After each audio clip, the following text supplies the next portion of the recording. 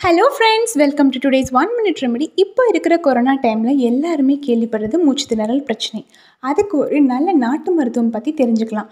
முதல்ல நமக்கு தேவைப்படுற மெயின் இன்க்ரீடியன்ட் வெற்றிலை 1. அதோட காம்பை ரிமூவ் பண்ணிடுங்க. இப்போ ஒரு 1/2 லிட்டர் தண்ணி எடுத்து அதில் இந்த வெற்றிலை, கொத்தமல்லி விதைகள் 5லேருந்து 7 சேர்த்துக்கோங்க.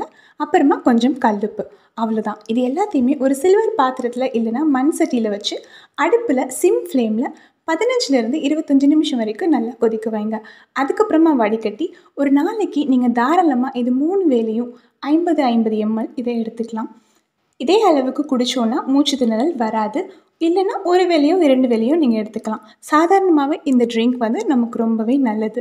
இது டெய்லியும் யார் வேணும்னாலும் குடிக்கலாம், ஒரு பிரச்சனையும் இல்லை. கண்டிப்பாக இது நீங்கள் பண்ணுங்கள். உங்களுக்கு தெரிஞ்சவங்களுக்கும் இதை சொல்லுங்கள்.